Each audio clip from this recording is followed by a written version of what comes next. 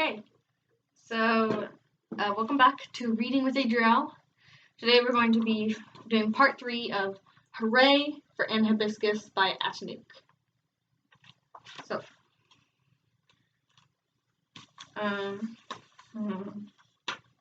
alright.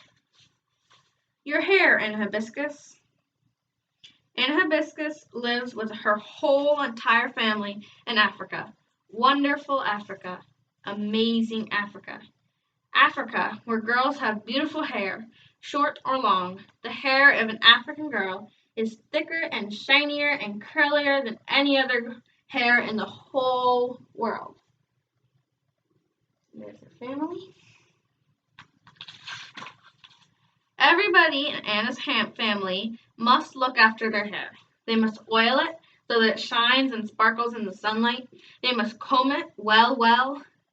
Anna's grandfather, father, uncles, and boy cousins have short hair. Oil, comb, and the palaver is over. Not so for Anna Hibiscus and her girl cousins with their long hair. Not so for her aunties. For them the headache has only just begun. Grandmother and grandfather say it is best to observe traditional African ways, and the whole family agrees. Traditional African women get girls braid and weave their hair. That is how such thick and curly hair stays shiny and beautiful and neat, with no chemicals whatsoever. But Anna Hibiscus knows that braiding and weaving means hours and hours of hair pulling and head squeezing and scalp yanking. Anna Hibiscus hates her hair. It's too thick. It's too curly. Never mind that it is beautiful and shiny. Anna Hibiscus hates it. And one day, Anna Hibiscus decides she cannot stand looking after it anymore. It was one Friday evening. Anna Hibiscus was sitting on the floor while her cousin Joy loosened all her tiny braids. Anna was uncomfortable. Anna was bored. Anna was cross. Every Friday evening was the same pull, tug, yank. The braids that had been holding her thick hair tight and neat all week had to be loosened, ready to be weaved tight and neat again the next day. All around the room, grandmother was helping aunties. Aunties were helping big girl cousins, and big girl cousins were helping little girl cousins to loosen all the tiny, tight braids on each other's heads. Anna's head was pulled first one way, then the other. She was getting crosser and more uncomfortable, but she did not dare complain. "Do you see anyone else complaining?" her aunties would ask. Anna Hibiscus did not. Nobody else complained. Even the smallest of small girl cousins did not complain. They all tried to be brave as their mothers. They all had to be brave as their mothers. But the aunties' heads must be so hard by now, Anna thought. After centuries of pulling and tugging and yanking, their heads must be hard as concrete. Auntie Jolly combed Anna Hibiscus's loosened hair. How many knots could have entered it when it had been weaved so tightly for one whole week? Anna Hibiscus would never know. But knots were always there. The comb put them there on purpose. Now it was Anna's turn to have her hair washed. Her mother's fingers were soft and gentle, rubbing her sore scalp. Anna's hair was dried and then oiled and then combed again. Already there were more knots. The thin comb would tangle anybody's hair, Anna Hibiscus thought crossly. At last, one of the big cousins put Anna's hair into thick, easy braids to keep it neat until tomorrow. Oh, picture.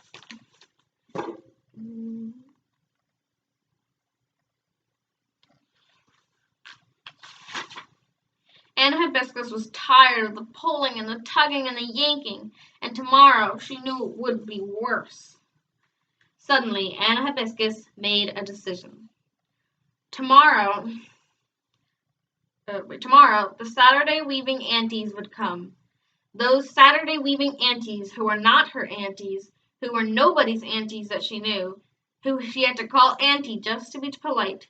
Tomorrow she would have to sit on the floor between the knees of one of the aunties, and those knees, fat or thin, those knees would grip her head firmly in place when the fingers of the Saturday weaving auntie would pull and pull and pull tiny fingerfuls of Anna Hibiscus's hair, until Anna was surprised that her hair was not being pulled right out and falling on the ground.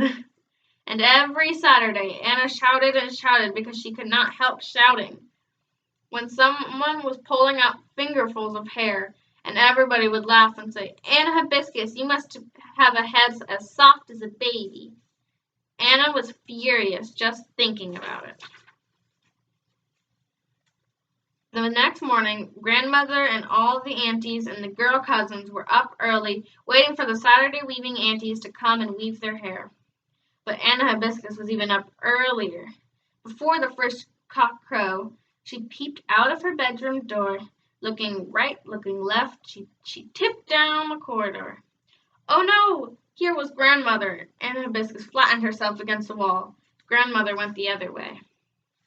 Anna Hibiscus continued to tip down the hall. Oh no! There was Uncle Tund! She peeped down the stairs. Nobody there. Nobody except... Oh no! Anna Hibiscus shot back into the corridor. She could not go down those stairs without her mother seeing her. Anna Hibiscus tiptoed to another set of stairs that led straight outside. She started to go down. Oh no! There was Uncle Busy Sunday! Anna Hibiscus was stuck. The cockerel from the next door flew over the wall looking for hens and trouble. Oh no! Now the squawking and the crowing and the shouting would wake everyone up. Quick, Anna Hibiscus ran down the stairs, around the corner of the house, and jumped into the back of an empty car. And she ran all that way, and lucky for her, nobody saw her. Not Grandmother, not Mother, not Uncle Tund, not Uncle Busy Sunday, not the cockerel, only the hens saw her, and they would never tell. Now everyone was up. Big cousins rushed to breakfast, untying their braids. Little cousins were caught to have their hair loosened. Aunties chose designs that held little cousins in place and exchanged news with the Saturday weaving aunties. Everybody was so loud and busy that nobody noticed. Anna Hibiscus was not there. It was only just before they left that one of the Saturday weaving aunties asked, "Where day the small one who likes to shout?" Grandmother, aunties, and cousins looked around for Anna Hibiscus. "It's Anna's turn to oil the little one's hair," complained Chocolate. "Anna, where have you gone?" Suddenly everyone was asking, "Where is Anna? Where is Anna? Where has Anna Hibiscus gone?" The big boy cousins were told to look for her high up in the fruit trees. Chocolate and Angel were sent to the girls' bedrooms to search. Uncle Tund opened cupboards, took off lids of pots. Anna's mother texted Anna's father, who had gone to buy newspapers, but he did not know where Anna Hibiscus was. Anna Hibiscus was searched for high and low, above and below, before and behind, inside and out, and she was not found. She was not found until 1 hour later, when the Saturday weaving aunties had gone. So there's the father, I think, or father, right? Yeah, so there's Anna's father going to buy newspapers, and then there's Anna, and he didn't realize she was there.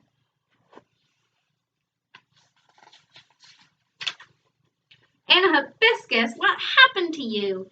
everybody asked. "Aha, Anna Hibiscus, we were worrying about you," said Grandmother. "I was asleep," said Anna, which was true, but she did not say where. "Anna Hibiscus, the Saturday weaving aunties,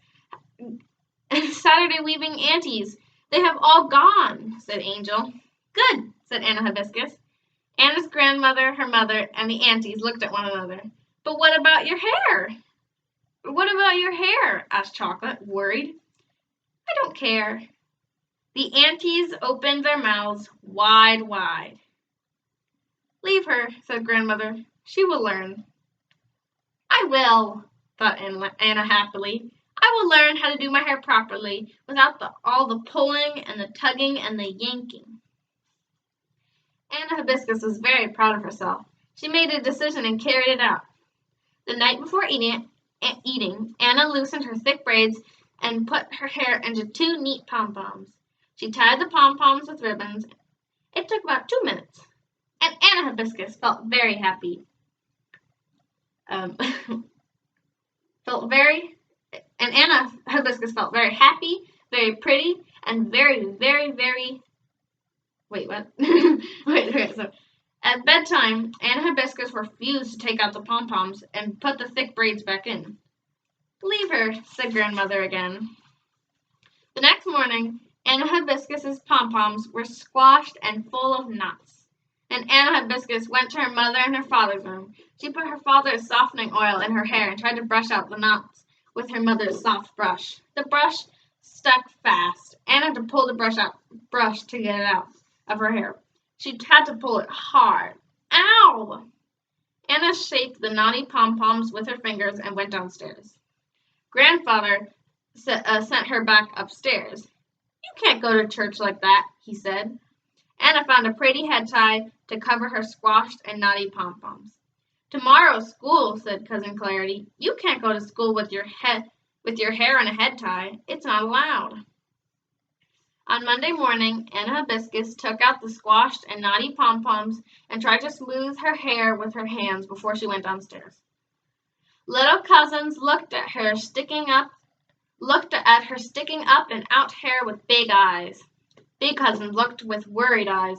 Anna's mothers and aunties and uncles and grandmother looked away. Nobody offered to help Anna Hibiscus, and Anna Hibiscus did not ask for anybody's help.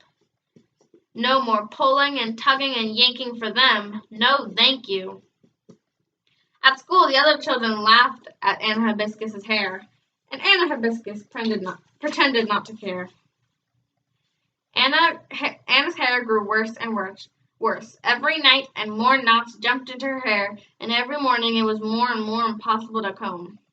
On Tuesday morning, Anna Hibiscus spent a long time with her father's comb, but the knots would not budge. She cried and she cried. She cried as she tried to comb out the knots and tangles. She cried as she pulled and tugged and yanked her own hair. She cried when the children at school teased her. On Wednesday morning, she took them home to her mother. "Oh, Anna," her mother sighed. Anna's mother tried to help, but Anna's mother's hair was streaked. She did not know a lot about curly hair. The little girl cousins tried to help. They pulled and tugged and yanked, but it was no use. Anna Hibiscus's hair was one big knot. On Thursday morning, the teacher said, "Anna Hibiscus, go home and do not come back when you do not look so disgraceful." Anna Hibiscus did not tell anybody what the teacher said, but on Friday morning she hid. After the other cousins had gone to school, Grandmother came to find Anna. Anna's hair was still thicker and curlier than any hair in the world, but it was no longer shiny and beautiful. It was rough and dry and sticking up in every place. "Come with me, Anna Hibiscus," said Grandmother. "Let me help you now." Grandmother rubbed thick grease in Anna's hair to soften it. She wet it to loosen the knots. She spent a long time softly loosening the knots with her gentle fingers. Then she had to pull and tug and yank with the comb. But Anna did not complain. She was grateful to Grandmother for helping her. Some of the knots were so tight that Grandmother had to cut them out with scissors. Tears rolled down Anna's face as she saw her beautiful hair fall to the ground. But she did not shout. "Anna Hibiscus, your hair, it is so short now," cried the other girl cousins when they saw her. But Anna Hibiscus did not care. Her problems were over. Grandmother had loosened them and cut them all out. Anna Hibiscus was happy. Tomorrow, the Saturday weaving aunties would come. They would weave her hair into short, beautiful braids that would stay on her head for one whole week, not causing any trouble, not requiring any combs, pulling, tugging, or yanking. No more teasing or worrying or hiding, and Hibiscus would be able to hold her head high all week. Saturday came, and for the first time ever, Anna Hibiscus did not shout even one shout. No, while her hair was pulled and tugged and yanked in tiny fingerfuls, Anna Hibiscus smiled. There's the picture of that. And that is the last one. Alright, so this was Reading with Adrielle, part 3 of Hooray for Anna Hibiscus by Adrielle. And here's Arthur. He does not want to say goodbye. He's being grumpy because his mother will not give him any tuna. Alright, bye.